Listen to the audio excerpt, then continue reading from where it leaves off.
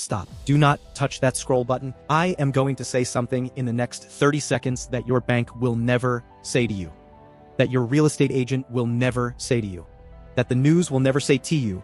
Oh, because the moment they say it, the entire story collapses. Your home may be worth more on paper today than it was 2 years ago, and you may still be getting poorer because of it, every single month, silently, without a single headline warning you. That is not a theory, that is mathematics. And by the end of this video, you are going to understand exactly why and exactly what to do about it. Now, before you think this is another real estate video, trying to tell you to buy or sell, let me stop you right there. Because last week, a 67-year-old woman walked into a financial office in Ontario. 45 years of working, 45 years of saving. She sat down across from an advisor and said 5 words that stopped the entire room cold. She said, "I cannot afford to retire." And that sentence is not her story. That sentence is Canada's story right now. And the Ontario housing market is sitting right at the center of it, not crashing, not booming, just quietly doing something far more dangerous than either. Here is the question. Nobody on the internet is brave enough to ask, what if the crash already happened and it just did not look like what you expected? What if, instead of prices falling off a cliff, your purchasing power fell off a cliff instead? What if the market did not crash down, it just went completely flat while everything around it got more expensive?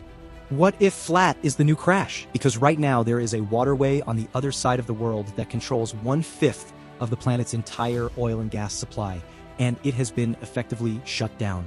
There is a war that was supposed to last 6 weeks and is still going. There is a forecast from Canada's own real estate association that just got slashed quietly with barely a single headline. And all of it is heading directly for your mortgage, your grocery bill, your retirement, your children's future. So before you buy, before you sell, before you renew, before you co-sign anything for anyone, you need to watch every second of this video.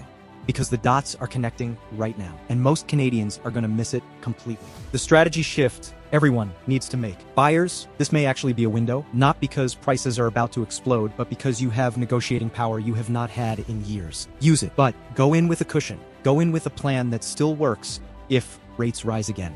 Use local data, not provincial averages. Ask your agent what the average days on market is right now. Ask what percentage of homes are selling below asking. Those numbers will tell you more than any headline ever will.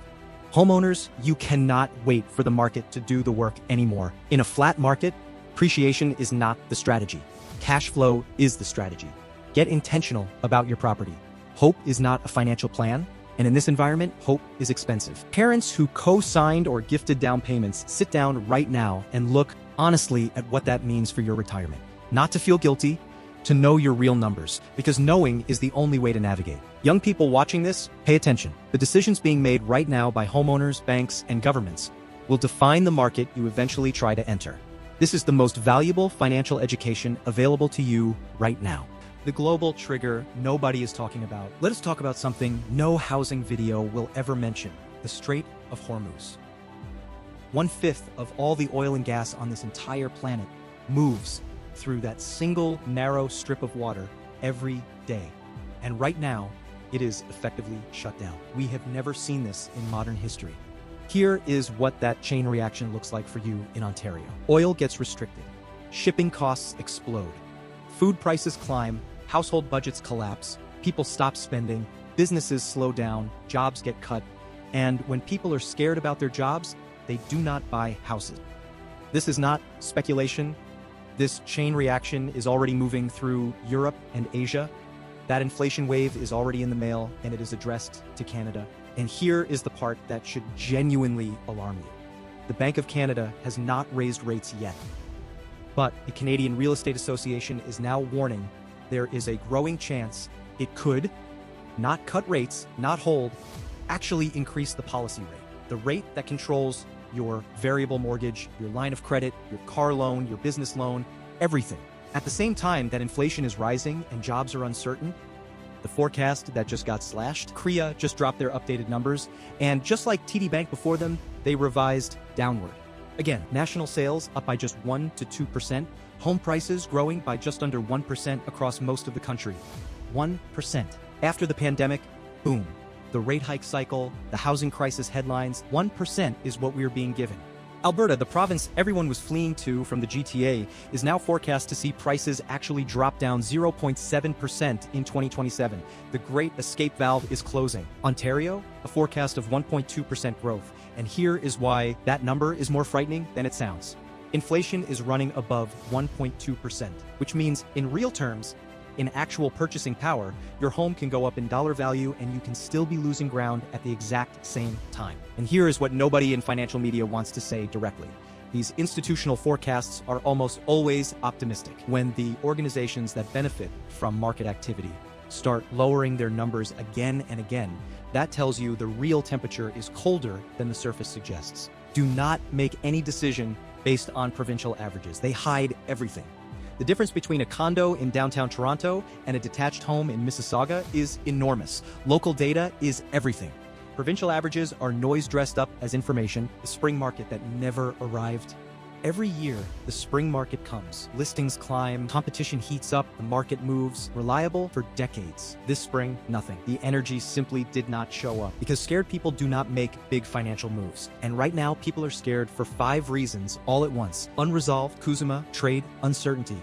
Inflation that will not fully come down. Oil shocks at the pump and the grocery store. A Bank of Canada that might hike instead of cut. And a global picture that nobody fully understands yet. When buyers disappear, something happens that Ontario has not seen in years. Sellers get desperate. Not all of them, but enough. Listings that did not sell in March are still sitting in May. Inventory is stacking. And sellers who listed with confidence in February are now having very different, very quiet conversations with their agents.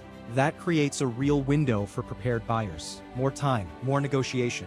Sellers willing to move on price and closing terms, but enter it wrong. Stretch to the maximum, leave no cushion, and a single rate spike wipes out everything overnight. The window is real.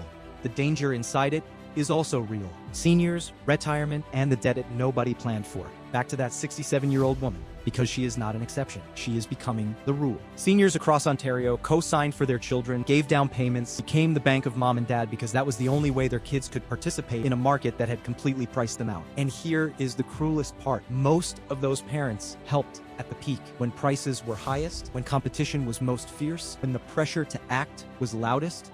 So their children bought at the top, and now those properties sit flat, carrying mortgages sized for a market that no longer exists, while the parents who funded the entry are still absorbing the financial consequence. 2 generations, same bad timing, same quiet panic behind closed doors. This is the hidden cost of a market that ran too hot for too long.